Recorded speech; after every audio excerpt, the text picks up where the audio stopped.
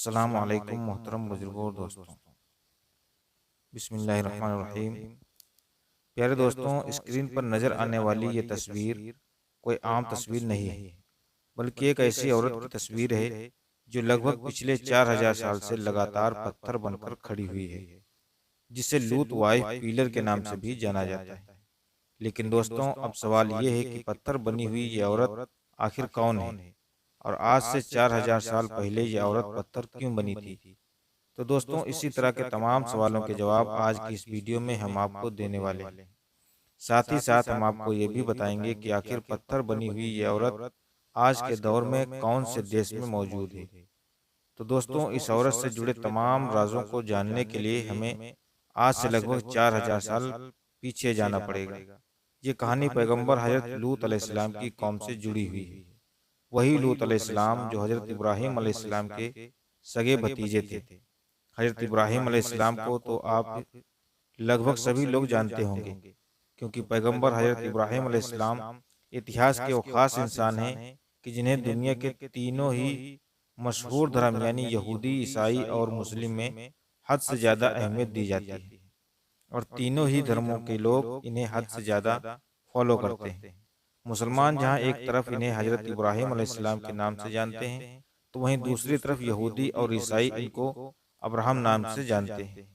यही वजह है कि इन तीनों धर्मों को इब्राहिमी मजहब के नाम से भी जाना जाता है, क्योंकि दुनिया के इन तीनों ही मशहूर धर्मों की जड़ कहीं न कहीं हजरत इब्राहिम अलैहिस्सलाम से जाकर मिल जाती है। पैगंबर हजरत इब्राहिम अलैहिस्सलाम के भतीजे यानी हजरत लूत अलैहिस्सलाम ने अपनी ज़िंदगी का एक बहुत बड़ा हिस्सा अपने चाचा यानी हजरत इब्राहिम अलैहिस्सलाम के साथ गुजारा था, और उनसे बहुत कुछ सीखा था। लेकिन फिर उनके बाद जहाँ एक तरफ हजरत इब्राहिम अलैहिस्सलाम आज के दौर के फिलिस्तीन के इलाके में जाकर आबाद हो गए, तो वहीं दूसरी तरफ उनके भतीजे सदोरा की एक बस्ती में जाकर आबाद हो गए। सदोरा का ये शहर, ये बस्ती न सिर्फ अपने दौर में हद से ज़्यादा मशहूर था, बल्कि सबसे अमीर और सबसे ज़्यादा डेवलप भी माना जाता था। यही वजह थी कि उस दौर में दुनिया भर से दूर दूर से लोग आकर इस शहर में तिजारत किया करते थे। ये शहर हरियाली के साथ साथ कुदरती नेमतों से भी माला माल था। यानी इस शहर की सरजमीन में हर वो चीज़ निकला करती थी जिसकी दुनिया में रहने वालों लोगों को ज़रूरत होती है। शहर की खूबसूरती और अमीरी की वजह थी कि शहर में रहने वाले सभी लोग बड़ी खुशी और मज़े के साथ अपनी ज़िंदगी गुजारा करते थे। लेकिन दोस्तों, कुदरत की तरफ से इतनी सारी चीज़ें मिलने के बावजूद जहाँ एक तरफ उस शहर में रहने वाले लोगों को चाहिए था कि वो अपने रब का शुक्र अदा करें और उसके बदले में अच्छे अच्छे और नेक नेक काम करें, तो वहीं दूसरी तरफ इस शहर में रहने वाले लोगों ने सब कुछ उल्टा किया। इस शहर में रहने वाले लोग धीरे धीरे बुराइयों की तरफ बढ़ना शुरू हो गए। इन लोगों ने सबसे पहले चोरी करना शुरू किया, जो धीरे धीरे आगे बढ़ते बढ़ते डकैती में बदल गया। और फिर एक वक्त वो भी आ गया था कि जब कोई मुसाफिर इस शहर में आने से पहले 1000 बार सोचता था, क्योंकि इस शहर के लोग किसी भी मुसाफिर को देखते ही लूट लिया करते थे। उससे वो सारा माल और पैसा छीन लिया करते थे जो उसके पास मौजूद हुआ करता था। चोरी, डकैती और मर्डर के साथ साथ और भी बहुत सारे गलत काम ये लोग किया करते थे। लेकिन दोस्तों, ये वो गलत काम, या फिर ये कहें कि सबसे गंदा काम, कि जिसकी वजह से इस शहर के लोग हमेशा हमेशा के लिए इतिहास में मशहूर हो गए। हम जिन्स परस्ती यानी मर्दों का मर्दों के साथ हम बिस्तरी करना, इन लोगों ने औरतों की बजाय मर्दों के साथ गंदा काम करना शुरू कर दिया, जो न सिर्फ इनके धर्म बल्कि नेचर यानी फितरत के भी खिलाफ था। दोस्तों, अगर इस शहर के लोगों को ऐसी घिनौनी चीज का फाउंडर यानी मोजिस कहा जाए तो शायद गलत नहीं होगा, क्योंकि इतिहास में इनसे पहले ये गंदा और उल्टा काम किसी ने भी नहीं किया था। और हैरानी की बात यह है कि इस शहर के लोग ये गंदा काम अपने घरों में या फिर छुपकर नहीं किया करते थे, बल्कि ये वो काम खुल्लम खुल्ला सड़कों पर किया करते थे। भरी महफिलों में ऐसा करने को वो अपनी शान समझा करते थे। यानी इस काम को करने के लिए वो लोग महफिलें सजाया करते थे।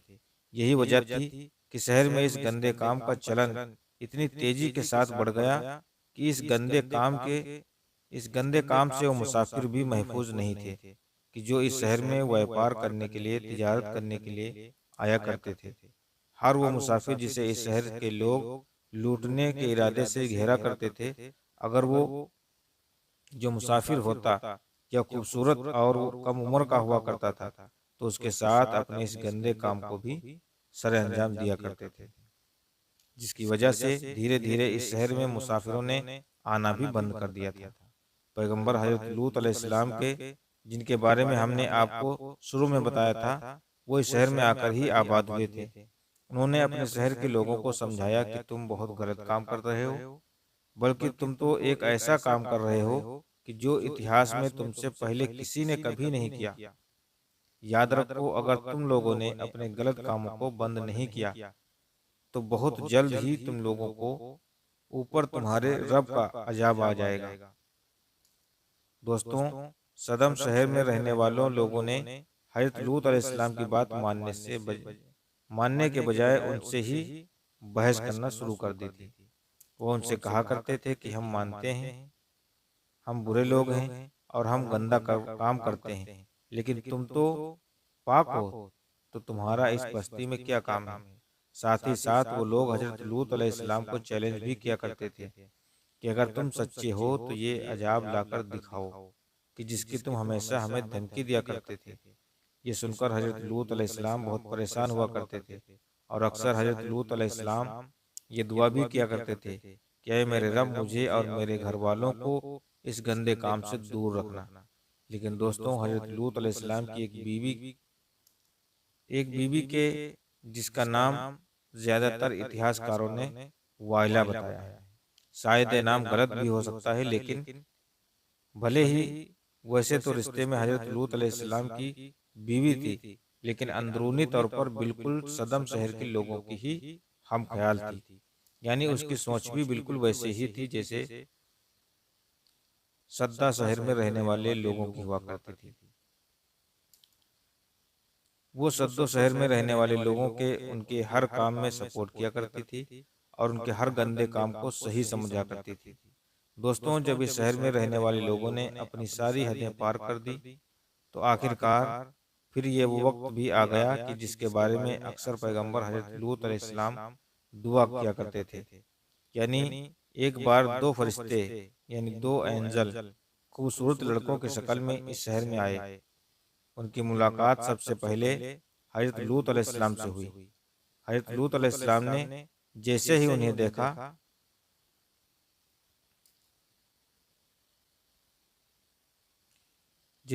देखा, फौरन अपने घर के अंदर बुला लिया। सबसे पहले उन दोनों के खाने पीने का इंतजाम किया और फिर उसके बाद उन दोनों को समझाया कि यह शहर मुसाफिरों के लिए बिल्कुल भी महफूज नहीं है। लेकिन दोस्तों, अभी हजरत लूत अलैहिस्सलाम उन दोनों से बातचीत कर ही रहे थे कि उससे पहले ही हजरत लूत अलैहिस्सलाम की जो बीवी थी, जो अंदरूनी तौर पर अपने शहर वालों के जैसी थी और अपने शहर वालों को काम सही समझा करती थी, वो अपने शहर वालों के पास पहुंच गई और उनसे जाकर बता दिया कि हमारे घर पर दो खूबसूरत मेहमान आए हुए हैं। ये सुनते ही पूरे शहर के लोग जमा हो गए और उन्होंने हजरत लूत अलैहिस्सलाम के मकान को चारों तरफ से घेर लिया और वो हजरत लूत अलैहिस्सलाम से उन दोनों मुसाफिरों को अपने हवाले करने की मांग करने लगे। लेकिन हजरत लूत अलैहिस्सलाम ने उनको अपने शहर वालों के हवाले करने से साफ इनकार कर दिया। लेकिन उनके शहर वाले भी हर हाल में उन दो मुसाफिरों को हासिल करना चाहते थे ताकि वो उन दो मुसाफिरों के साथ ही वही गंदा काम कर सकें। इसके लिए वो सारी हदें पार करने के लिए तैयार थे। एक मामला देखकर हजरत लूत अलैहिस्सलाम बहुत परेशान हुए थे और ये सोचने लगे कि आखिर अब मैं क्या करूं। लेकिन प्यारे दोस्तों, जैसे ही उन दोनों फरिश्तों ने हजरत लूत अलैहिस्सलाम को परेशान देखा, तो उन्होंने फौरन इस बात की खबर दी कि हम कोई इंसान नहीं हैं, बल्कि हम फरिश्ते हैं और हम इन शहर वालों को सुधारने के लिए ही भेजे गए हैं। और फिर उन दोनों फरिश्तों ने हजरत लूत अलैहिस्सलाम से कहा कि आप अपने घर वालों को लेकर फौरन इस शहर से बाहर निकल जाइए। हजरत लूत अलैहिस्सलाम फौरन अपनी बीवी और अपने बेटियों को लेकर शहर से बाहर निकल गए।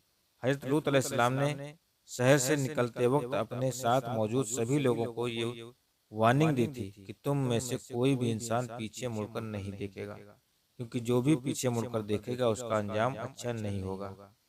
हज़रत लूत अलैहिस्सलाम की इस वार्निंग पर किसी ने भी पीछे मुड़कर नहीं देखा। लेकिन प्यारे दोस्तों, हज़रत लूत अलैहिस्सलाम की ये वो बीवी कि जिसके बारे में हमने आपको पहले बता दिया कि जो अंदरूनी तौर पर अपने शहर वालों से मोहब्बत किया करती थी और उनके कामों को सही समझा करती थी, उसने पीछे मुड़कर देख लिया। लेकिन जैसे ही उसने पीछे मुड़कर देखा तो उसके होश उड़ गए, क्योंकि पूरे शहर पर पत्थरों की बारिश, जबरदस्त बारिश हो रही थी, जिसकी वजह से लगभग पूरा शहर तबाह हो गया, बर्बाद हो चुका था।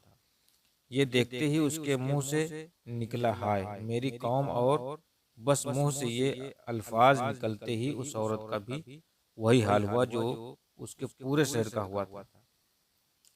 यानी शहर की इस जबरदस्त तबाही भी उसे अपने अंदर समा लिया, और उस औरत की लाश आज भी सदौली पर जॉर्डन देश में मौजूद है, जो न सिर्फ एक हैरान कर देने वाली बात है बल्कि दुनिया में रहने वाले हर इंसान के लिए एक इबरत थी कि दोस्तों, इतिहास की एक खतरनाक घटना न सिर्फ बहुत सारे इतिहासकारों की किताब में मौजूद है बल्कि साथ ही साथ तीनों ही मशहूर धर्म यानी यहूदी, ईसाई और मुसलमानों की धार्मिक किताबों में भी मौजूद है। दोस्तों, अगर बात की जाए कि इसके बारे में आखिर सदोरा की आबादी अपने दौर में यानी आज से लगभग 4000 साल पहले किस इलाके में आबाद हुआ करती थी, तो आपको बताते चलें कि आज के दौर में जॉर्डन और इजराइल देश के बीच में आबाद हुआ करती थी। आज जहां पर डेड सी भी है। साथ ही साथ दोस्तों, आपको यह भी बताते चलें कि सद्दो नाम की इस आबादी पर आज बड़ी तेजी के साथ रिसर्च जारी है, और सद्दो नाम की बस्ती के एक बहुत बड़े हिस्से को भी ढूंढ में मिल गया है, और सदम नाम की बस्ती के एक बहुत से बड़े हिस्से को ढूंढ भी लिया गया है, जिसने जिसे देखने के लिए बहुत सारे लोग बड़े शौक से उस जगह पर जाते हैं। फिलहाल दोस्तों, आज की अपनी इस वीडियो को हम यहीं पर ख़त्म करते हैं। अगर आपको अगर वीडियो आपको पसंद आई है तो वीडियो को आप लाइक करें, अपने दोस्तों में शेयर करें। तो हम मिलते हैं अपनी अगली वीडियो में, तब तक के लिए अल्लाह हाफिज़।